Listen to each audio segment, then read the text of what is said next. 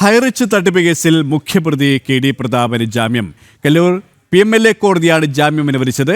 16 മാസമായി റിമാൻഡിൽ തുടരുന്നത് ചൂണ്ടിക്കാട്ടിയാണ് ജാമ്യം. 2024 ജൂലൈ 4-നാണ് KD പ്രതാപനെ ED അറസ്റ്റ് ചെയ്തത്. 1651 കോടി രൂപയുടെ തട്ടിപ്പാണ് ED കണ്ടെത്തിയത്. പ്രതാപന്റെ ഭാര്യ ശ്രീനയടക്കം 32 പ്രതികളാണ് കേസിലുള്ളത്. ജാമ്യം റദ്ദാക്കാൻ ഹൈക്കോടതിയിൽ അപ്പീൽ നൽകുമെന്ന് special public prosecutor MJ Santhosh അറിയിച്ചു. വിശദാംശങ്ങളുമായി കൊച്ചിയിൽ നിന്നും ജിജീഷ് കരുണാകരൻ ചേരുകയാണ്. ജിജീഷ്, ഹൈറിച്ച് തട്ടിപ്പ് കേസിലാണ് മുഖ്യപ്രതി പ്രതാപൻ ഇപ്പോൾ ജാമ്യം അനുവദിച്ചിരിക്കുന്നതിന് മറ്റു വിവരങ്ങൾ.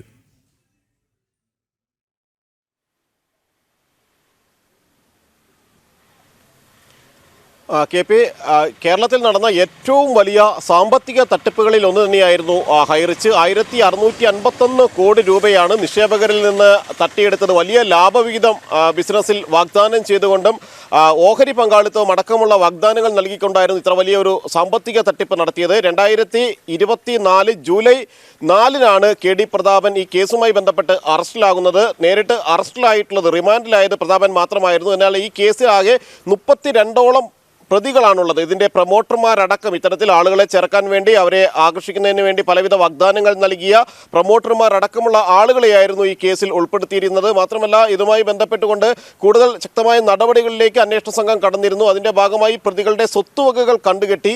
ഈ കണ്ടുകെട്ടിയ സ്വത്തുവകകൾ തിരിച്ച് പണം നഷ്ടപ്പെട്ട നിക്ഷേപകർക്ക് തിരികെ ലഭിക്കാനുള്ള ഒരു സാഹചര്യം കൂടി കഴിഞ്ഞ ദിവസം ഒരുങ്ങിയിരുന്നു. അതിനുള്ള നടപടിക്രമങ്ങൾ പൂർത്തിയാക്കി വരികയും ചെയ്യുകയാണ്. ഇതിനിടയിലാണ് ഇപ്പോൾ ജാമ്യം, അതായത് 16 മാസം തുടർച്ചയായി റിമാൻഡിൽ തുടരുന്നു എന്നത് ചൂണ്ടിക്കാണിച്ചുകൊണ്ട് അത്തരത്തിലുള്ള വാദങ്ങളായിരുന്നു KD പ്രതാപൻ ഉയർത്തിയത്. എന്നാൽ നേരത്തെ ഹൈക്കോടതിയെ സമീപിച്ചപ്പോൾ, ഹൈക്കോടതി ആദ്യഘട്ടത്തിൽ 1 വർഷം തികയുന്ന സമയത്ത് KD പ്രതാപൻ ഹൈക്കോടതിയെ സമീപിച്ചിരുന്നു.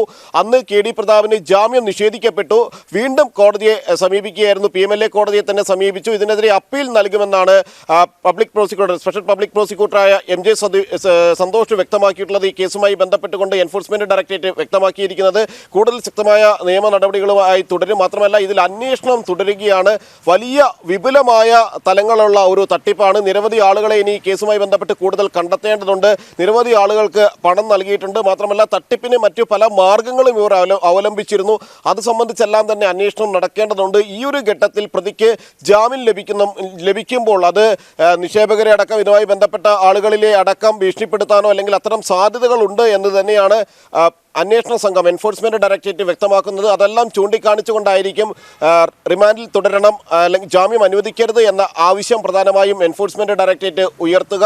വലിയ സാമ്പത്തിക തട്ടിപ്പുകൾ നടന്നിട്ടുള്ള, അല്ലെങ്കിൽ ഏറ്റവും വലിയ സാമ്പത്തിക തട്ടിപ്പുകളിൽ ഒന്നായി മാറിയിട്ടുള്ളത് തന്നെയാണ് 1650 കോടി രൂപയുടെ ഹൈറിച്ച് നിക്ഷേപ തട്ടിപ്പ്. കൊച്ചിയിൽ നിന്നും ജിജീഷ് കരുണാകരനാണ് വിശദാംശങ്ങൾ നൽകിയത്.